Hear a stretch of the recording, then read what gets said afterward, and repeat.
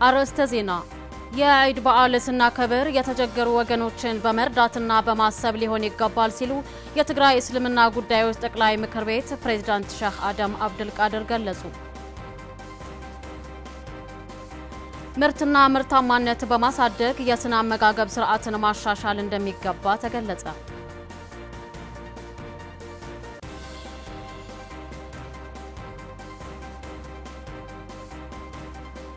በማይናማር በተከሰተው የመሬት መንቀጥቀጥ አደጋ ከ1000 በላይ ሰዎች ህይወታቸው ማለፉ ተሰማ።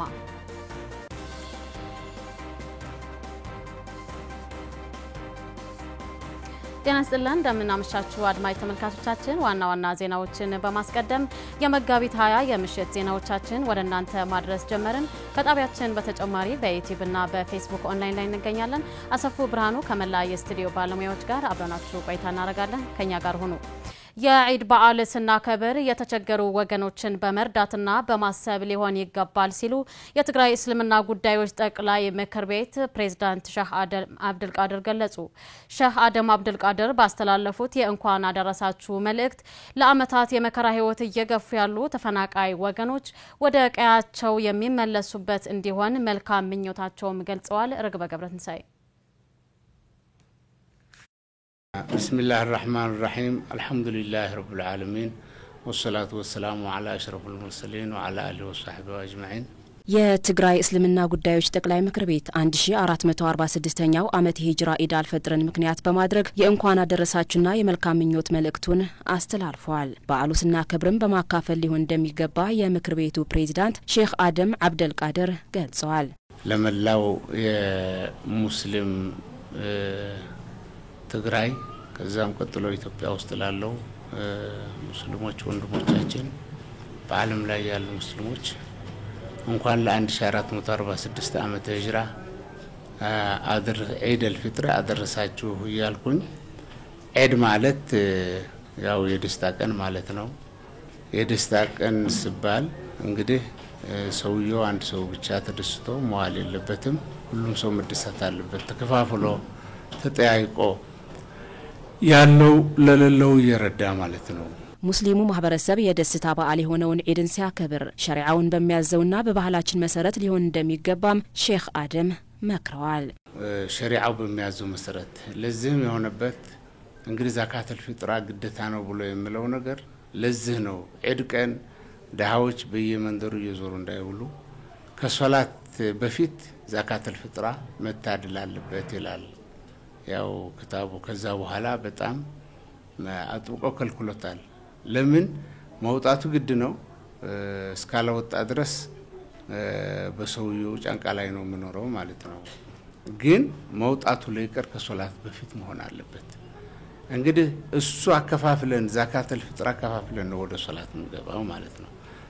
ዒድ ሲባል ከጎረቤቱ ጋራ ለምሳሌ እኛ እንደ ባህላችን እንደ ትግራይ ሙስሊሙም ክርስቲያኑም አንድ ላይ እየተደሰተ ነው የሚውለው ማለት ነው። ስለዚህ ያለን እንግዲህ የቻለውን ያህል አድርጎ ያው ከድሮ ይዞ ነው የመጣ ባህላችን ስለሆነ አንድ ላይ መዋል አንድ ላይ መጫወት ጥሩ ነገር ስለሆነ እንደዚህ አድርጎ በዚህ ዒድ ተባብሮ መዋል ያው ግዴታ ይሆንበታል ማለት ነው። ሼህ አደም ትላንት ሲረዱ የነበሩትና ዛሬ ለተረጂነት ስለተዳረጉ ተፈናቃይ ወገኖችም አንስተዋል። ከዛሬ ነገ በትመለሳላችሁ ተስፋ የመከራ ማዕቶች እያፈራረቁ ያሉ ተፈናቃይ ወገኖቻችን መዘንጋት አይገባም ያሉት ሼህ አደም ወደ ቀያቸው የሚመለሱበት ሁኔታ እንዲፈጠርም የመልካም ምኞት መልእክታቸውን አስተላልፈዋል። እንግዲህ መረሳት የሌለበት ነገር ወንድሞቻችን ከየአካባቢው ያው ተፈናቅለው እዚሁ ትግራይ ከትግራይ ወደ ትግራይ የመጡ ወንድሞቻችን አሉ። ለምሳሌ ከምዕራብ ትግራይ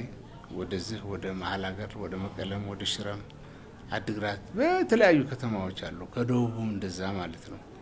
ካላማጣ አካባቢ ኮኮረም አካባቢ ተሰደው የመጡ ወንድሞቻችን አሉ። እነሱ እንግዲህ ሁሌ ነገ ይመለሳሉ ነው የሚባለው። ግን እስካሁን ድረስ እየመቀቁ እየተሸገሩ ነው ያሉት።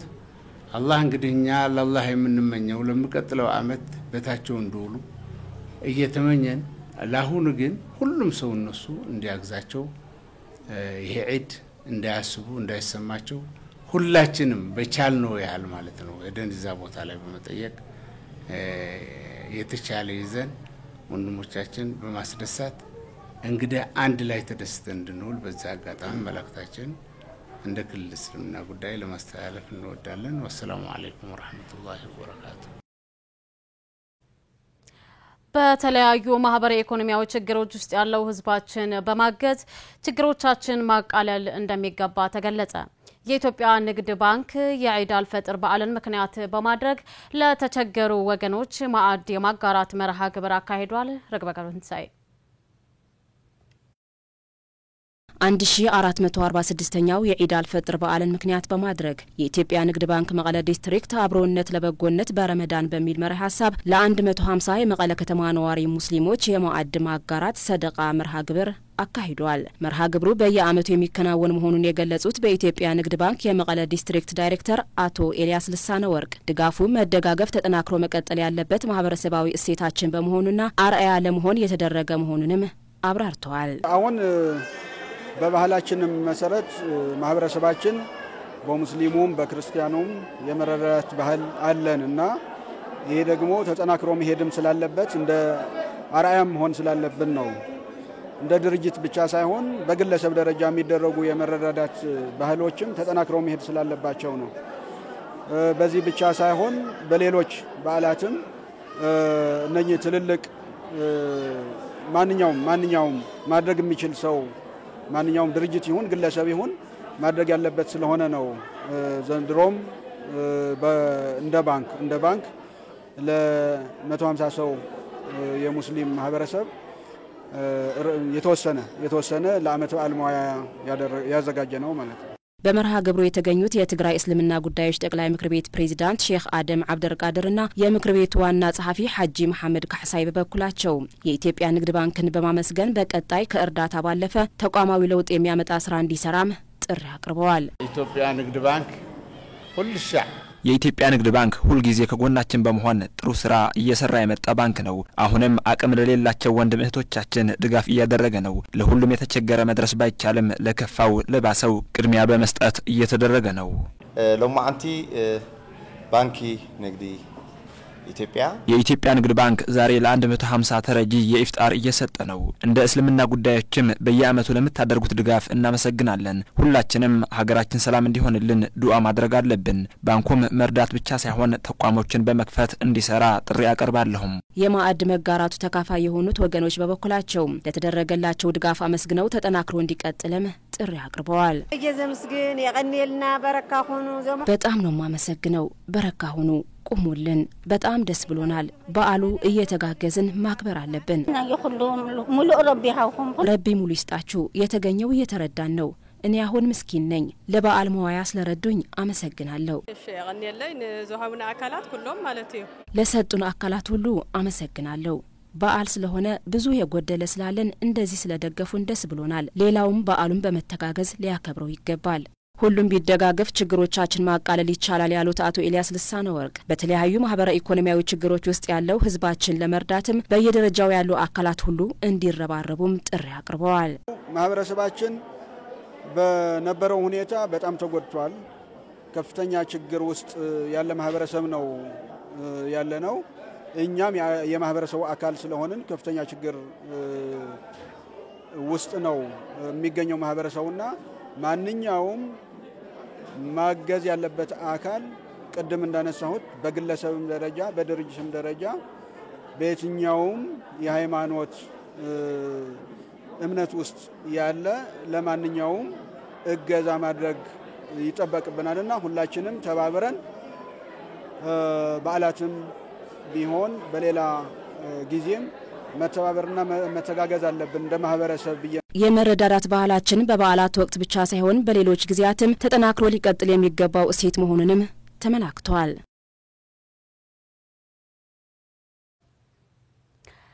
ምርትና ምርታማነትን በማሳደግ የስነ አመጋገብ ስርዓት ማሻሻል እንደሚገባ ተገለጸ። የትግራይ እርሻና ተፈጥሮ ሀብት ቢሮ ከፌዴራል ግብርና የትግራይ እርሻ ሚኒስቴር የስነ ምግባር ቢሮ ጋር የጋራ መድረክ እየተካሄደ ነው። በመድረኩ ተገኝተው ንግግር ያደረጉት በትግራይ እርሻና ተፈጥሮ ሀብት ቢሮ ኃላፊ ዶክተር ኢያሱ አብርሃ ከደረ ጦርነቱ በኋላ የእርሻ ዘርፉን የማሳደግ ስትራቴጂ እየተከተለ ነው ብለዋል። በመድረኩ ጥናታዊ ጽሁፎችም የቀረቡ ሲሆን በቀረበው ጥናታዊ ጽሁፍም በኢትዮጵያ ከ5 ህፃናት አንዱ ለመቀንጨር አደጋ የተጋለጠ እንደሆነና እንዲሁም 92% የሆኑ ህፃናት የተመጣጠነ ምግብ እጥረት እንዳለባቸው የተገለጸ ሲሆን ስርዓተ ምግብ በማስተካከል በግብርና ያሉትን ተግዳሮቶች በመፍታት ጥራቱን የጠበቀ ምግብ ማምረት እንደሚገባ የገለጹት በፌደራል ግብርና ሚኒስቴር የምግብና ስነ ምግብ ኃላፊ ወይዘሮ ዓለም ፀሐይ ሰርጋዊ ናቸው። ሌላኛው የኢትዮጵያ ግብርና ባለስልጣናት ምክትል ዋና ዳይሬክተር ዶክተር ሐሚድ ጀማል በበኩላቸው የሀገሪቱ የኢኮኖሚ የጀርባ አጥንት የሆነውን ግብርና ለማዘመን በትኩረት ሊሰራ ይገባል ብለዋል። በዚህ ባለንበት ሰዓት የምናመርታቸው ምርቶች ጥራታቸው የጠበቁ መሆን እንዳለበት በመጠቆም ማምረት ብቻውን በቂ አለመሆኑንና ለገበያ ተወዳዳሪ የሆነውን ተጠቃሚን የማጉላት ምርት ሊሆን እንደሚገባም ተገልጿል። በመሆኑም አምራች ሻጭና ገዢውን የሚያስደስት ሊሆን እንደሚገባም ተጠቁሟል።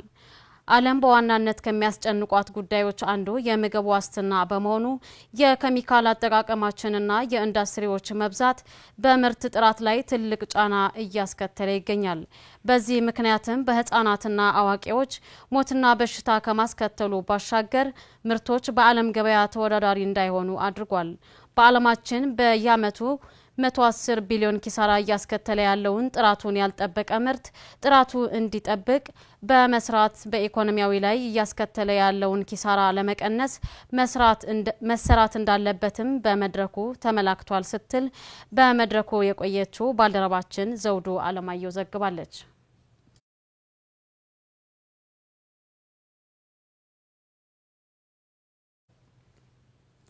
ከአብይ ዓድ ከተለያዩ የትግራይ አካባቢዎች ተፈናቅለው በአብይ ዓድ ከተማ የተጠለሉ በ10 ሺዎች የሚቆጠሩ ተፈናቃዮች አሁንም አስከፊ ህይወት እያሳለፉ መሆናቸው ተገለጸ።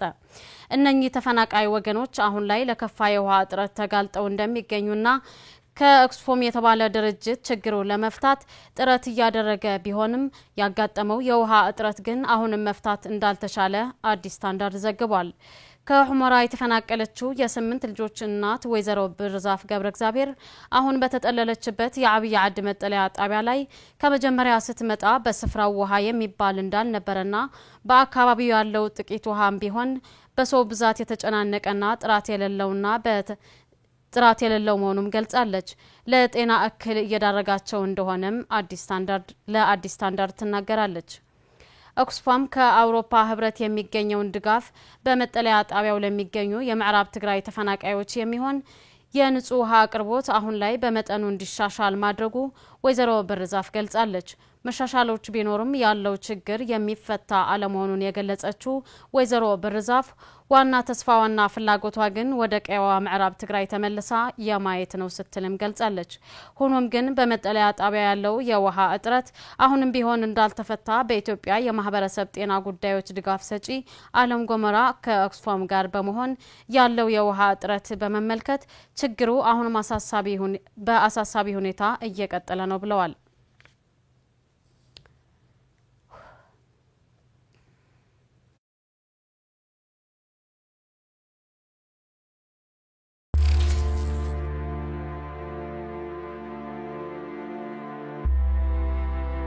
ሰላም እንፈልጋለን። ልጆቻችን በሰላም እንድናስተምር ሕክምና እንዲያገኙ ክትባት እንዲያገኙ ነፃውን ሕክምና አምኖ ይሄዳል ወደ ሆስፒታሉ ይሄለን ይባላል ሄደጅ ግዛ ይባላል ደህና መድኃኒት ሄደጅ ካልሆነ በስተቀር እኛ ያለን ይባላል ሄደ መግዛት ታገኙ ሞመትህ ነው። ከኔ እናት ልጀምር እናቴ በረሃብና መድኃኒት አጥታን የሞተች በዚህ ተፈናቅለን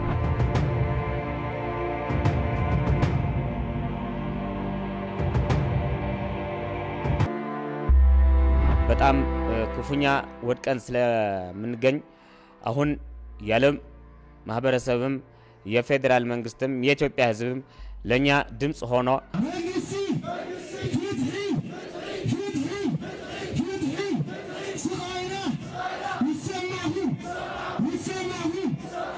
ፌዴራል እና የጊዜያዊ አስተዳደር የመኖር እድላችን እንዲስተካከልልን በዚህ ሚናቸውን እንዲዋጡ መልእክቴን አስተላልፋለሁ።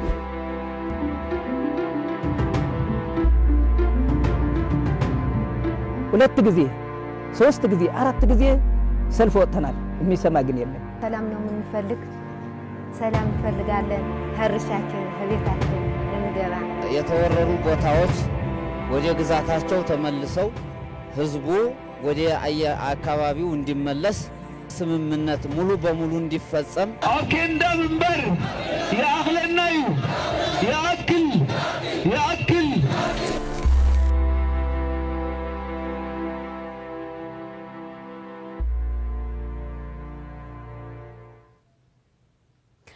የፕሪቶሪያው ስምምነት ሙሉ በሙሉ ባለመተግበሩ ምክንያት የትግራይ ወጣት ለስደት እየተዳረገ መሆኑ ተገለጸ።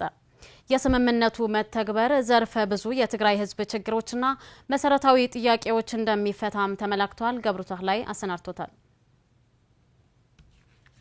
በአሁኑ ሰዓት በርካታ የትግራይ ወጣቶች የመቆቀያቸውን ወደው ሳይሆን ተገደው ለቀው የተሻለ ስራ ፍለጋን እግራቸው ወደ መራቸው ለስደት እየተዳረጉ ይገኛሉ። ስራ ፍለጋ የመንንም ሆነ ሊቢያን ለመሻገር በሚያደርጉት ሙከራም ገሚሳቸው በየበረሃው አብዛኞቹም ባህር ላይ ሰምጠው እየሞቱ ችግር ላይ እየወደቁ ይገኛሉ። የትግራይ ወጣት ተስፋ ቆርጦ ለዚህ ህገወጥ ስደት እየተዳረገ ያለው በመስዋዕትነቱ የተፈረመው የፕሪቶሪያው ስምምነት የተኩስ ድምጽ ከማቆም ያለፈም ያመጣው የተሟላ ሰላም ባለመኖርና ሙሉ በሙሉ ባለመተግበሩ መሆኑን ከጣቢያችን ጋር ቆይታ የነበራቸው አካላት ገልጸዋል። እንደሚታወቀው ከፕሪቶሪያ ስምምነት በኋላ አንጻራዊ ሰላም ነው የመጣው እንጂ ሰላም መጥቷል የሚለው እምነት የለኝም።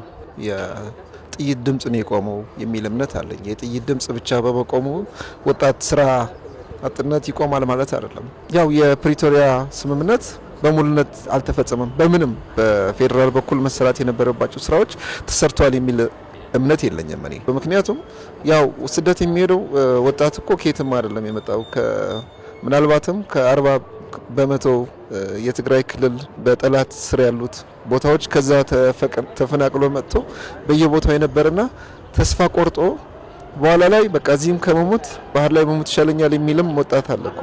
ወጣቱ ሁለት ሐሳብ እንዲኖረው ያደረገውም እኮ የፌደራል መንግስት የፕሪቶሪያ ውል ሙሉ ለሙሉ ባለመፈጸሙ ነው። ወጣቱ ጦርነትን አይቶታል፣ መከራ አይቶታል። ወጣቱ ብቻ አይደለም፣ እኛ ወላጆችም ህፃናትም የጦርነት አስከፊነት አይተዋል። ወጣቱ ከማይሆን ነገር እንዲደርስ የሚያደርገው ራሱ የፕሪቶሪያ ውል በውሉ መሰረት ሙሉ ለሙሉ አለመፈጸሙ ነው። የስምምነቱ የተሟላ ትግበራ አብዛኛው የትግራይ ህዝብ ችግርና መሰረታዊ ጥያቄ ይፈታል፣ የወጣቶች ስደትን ይቀንሳል ያሉት እነዚህ አካላት የፌደራል መንግስት የትግራይ ህገ መንግስታዊ ግዛት አረጋግጦ ተፈናቃይ ወገኖችን በመመለስ ስምምነቱን ሙሉ በሙሉ የመፈጸም ኃላፊነቱ ሊወጣ እንደሚገባ ገልጸዋል። እና በሙሉነት ከተተገበረ 40% የትግራይ ግዛታዊ አንድነት ከተመለሰ ወደ ቦታው ይመለሳል። ስራ አጥነት በተወሰነ መልኩ ሊፈታ ይችላል። ምክንያቱም የተያዘው ቦታ በጣም ሰፊ እርሻ ቦታ ነው። በጣም ብዙ ምርታማነት እንትን የሚል ቦታ ነው። በዛ ደግሞ ያው ሪኮንስትራክሽን በትግራይ ውስጥ ተጀምሯል የሚል እምነት የለኝም። ወጣትን ማዕከል ያደረገ ስራዎች እየተሰሩ ናቸው የሚል እምነት የለኝም። ጄኖሳይዳል ዋሩን ለመከላከል ብሎ የወጣው ብዙ ወጣት ሰራዊት ላይ ያለ ይህ እስካሁን ዲዲአር ያልተፈጸመበት ማለት እየተፈጸመ ነው፣ ግን በሙሉነት ያልተፈጸመበት ምክንያት ቀድሚያ መፈጸም ያለባቸው ነገሮች አሉ። እነሱን ሳናስፈጽም ወደ ቤታችን አንመለስም የሚሉ ናቸው እንደሚመስለኝ ነውና ፕሪቶሪያ ስምምነት በሙሉነት መፈጸም በጣም ብዙ ጥያቄዎችን ይመልሳል። የወጣቶች ስደት ይቀንሳል፣ የክልሏም ሰላም ይረጋገጣል የሚል እምነት አለኝና የፕሪቶሪያ አግሪመንት በሙሉነት መፈጸም አለበት የሚል ነው ዋናው እንትኑ። ወደ ቀያችሁ ተመለሱ እንመለሳለን ምናምን የሚባል ሮሮ አቤቱታ እኮ መንግስት ካላመቻቸለት ሄዶ እኮ የሚያደርገው ነገር የለም። ብዙ ችግሮች እዛም ሊያጋጥመው የከፋ ችግር ሊያጋጥመው ይችላል። በውሉ መሰረት በአስቸኳይ የትግራይን መሬት የተወረረውን እንዲመለስ በስነ ስርዓት፣ የተፈናቀሉ ወደ ቦታቸው እንዲመለሱ በስነ ስርዓት በህጉ መሰረት ህዝባችን ምንም ነገር ችግር ሳይገጥመው ወደ ሰላምና መረጋጋት እንዲመለስ መንግስት ፌደራል መስራት አለበት። አደራዳሪ አካላትም ገለልተኛ ሆነው መሬት ላይ ወርደው የትግራይ ህዝብን ችግር ተገንዝበው የስምምነቱ አፈጻጸምን በመከታተልና በመገምገም ያስፈረሙትን ውል ተግባራዊ እንዲሆን የማድረግ ኃላፊነታቸው በቁርጠኝነት እንዲወጡ ጥሪ አቅርበዋል። አደራዳሪ አካላቶች ምን ማድረግ አለባቸው? መሬት ላይ ወርደው ያለውን ሁኔታ ነው ማየት ያለባቸው።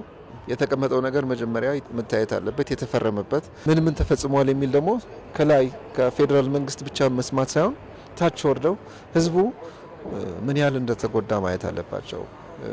ያው አሁን እንደምናየው በቅርብ ጊዜም ቆይቷል። በእርግጥ ግን የፕሪቶሪያ አግሪመንት በሚጻረሩ ሁኔታ የሚሰሩ በፌደራል መንግስት በኩል የሚሰሩ ስራዎች አሉ።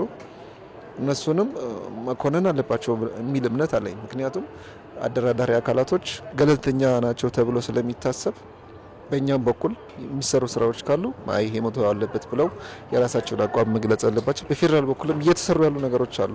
ከምንም ነገር በላይ ሰብአዊነት ስለሚቀድም እነዚህ ነገር አስቀድመው መስራት አለባቸው የሚል እምነት አለኝ። የትግራይ ህዝብ ራስን በራስ የማስተዳደርና የመወሰን መብት የሚጥሱ ተግባራት ሊቆሙ ይገባል ሲል የአሲምባ ዲሞክራሲያዊ ፓርቲ አስታወቀ።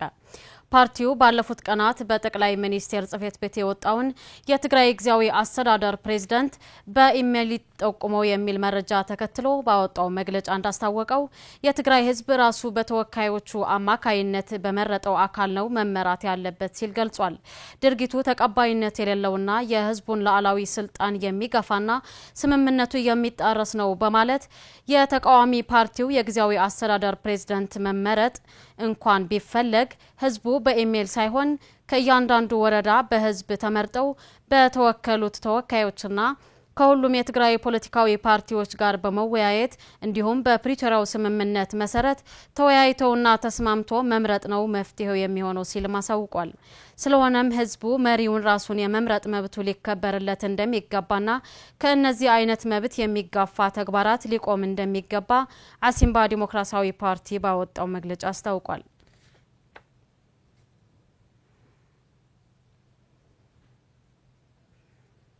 በመጨረሻም በማይናማር በተከሰተው የመሬት መንቀጥቀጥ አደጋ ከ1000 በላይ ሰዎች ህይወታቸው ማለፉ ተገለጸ።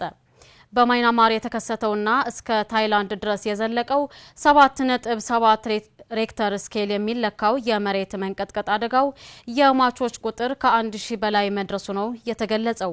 በማይናማር ከሞቱ ሰዎች በተጨማሪ በታይላንድ በባንኮክ በመገንባት ላይ የነበረው ህንጻ ተደርምሶ የሰዎች ህይወት ማለፉን የዘገበው ደግሞ ቢቢሲ ነው። ከሟቾች በተጨማሪ ከ2000 በላይ ሰዎች ላይም የአካል ጉዳት መድረሱን ነው ዘጋርዲያን የዘገበው። አሁንም ድረስ በመሬት መንቀጥቀጡን ተከትሎ በፈራረሱ ህንጻዎች ላይ በህይወት የተረፉ ሰዎችን ለማግኘት ፍለጋው እንደቀጠለ መሆኑ ነው መረጃው የጠቆመው። ከዚህ በተጨማሪ አደጋው በመሰረተ ልማቶች ላይም ከፍተኛ ጉዳት በማድረሱ ለተጎዱ ዜጎች አስቸኳይ የሰብአዊ እርዳታ ለማዳረስ አስቸጋሪ እንዳደረገውም ነው እየተገለጸ የሚገኘው። በማይናማር የደረሰው ርዕደ መሬት ተከትሎ በርካታ ሀገራትና ተቋማት ከማይናማር ጎን በመሆናቸው የገለጹ ሲሆን ህንድ፣ ፈረንሳይ፣ ቻይና እንዲሁም አውሮፓ ህብረትና ሌሎች በአደጋው ለተጎዱ ዜጎች አስፈላጊ እርዳታ ለማዳረስ መግለጻቸውም ዘገባው ያመለክታል።